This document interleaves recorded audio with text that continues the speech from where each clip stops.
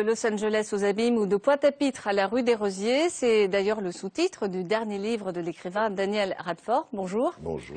Alors, L'homme au livre raconte votre parcours atypique. Vous avez d'ailleurs préféré le roman, le style roman vécu au lieu de l'autobiographie. Pourquoi cette forme de pudeur? Pour deux raisons. La première, une raison littéraire. C'est-à-dire qu'un livre ne peut pas exister en se collant complètement à la réalité d'un homme. Et la deuxième, surtout, c'est que ça m'a permis d'avoir le « il » de temps en temps, parce qu'il y a des choses qu'on ne peut pas raconter en disant je.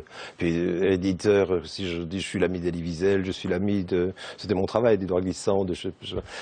Donc petit à petit, comme ça, le livre est comme un roman, mais à l'intérieur de ce roman se trouve bien sûr l'autobiographie et le chemin. Et donc votre vie, vous êtes né à Paris, mais vous avez vécu votre enfance en Guadeloupe. Je suis né à... Oui.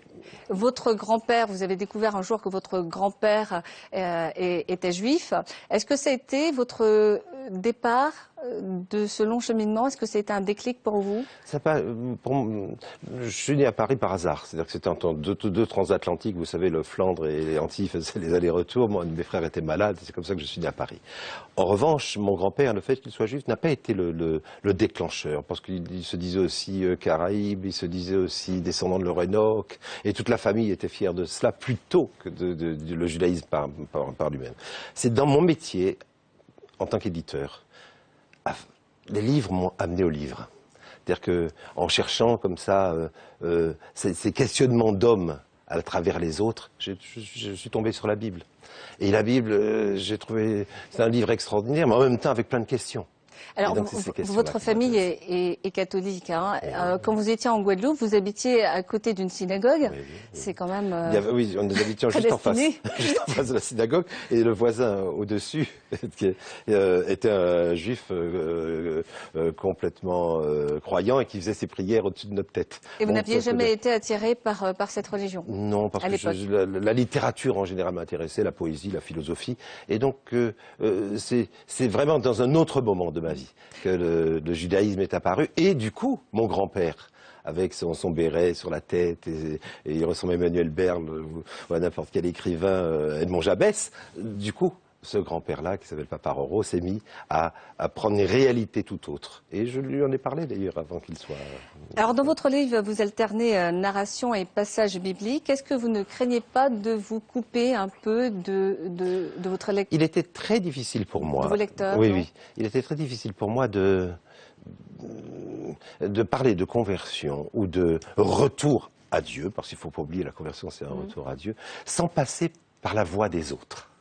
Et dans l'histoire, il y a des gens extraordinaires. Pour en citer qu'un seul, Ankélos, qui était le traducteur de la Bible, était le neveu de Titus qui a détruit lui-même le temple.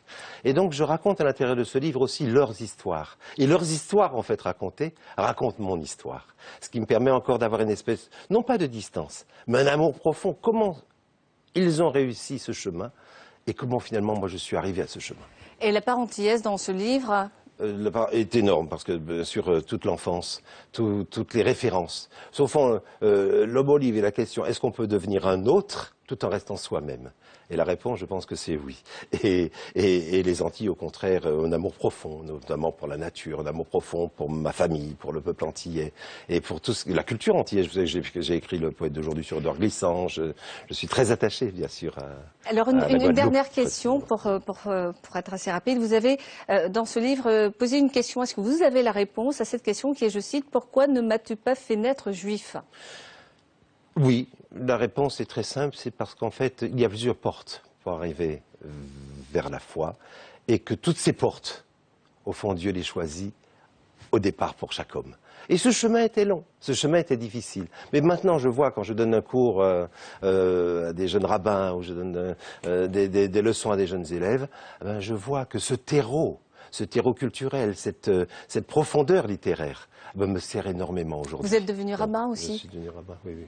Merci beaucoup Daniel Radford. Donc, je rappelle le titre de votre livre, L'homme au livre, de Pointe-à-Pitre à la rue des Rosiers, paru aux éditions Presse du Châtelet. Merci beaucoup. C'est la fin de cette édition. Merci de nous avoir suivis. Info Soir revient à 19h40. Très bon week-end et à lundi, 12h30 sur France O.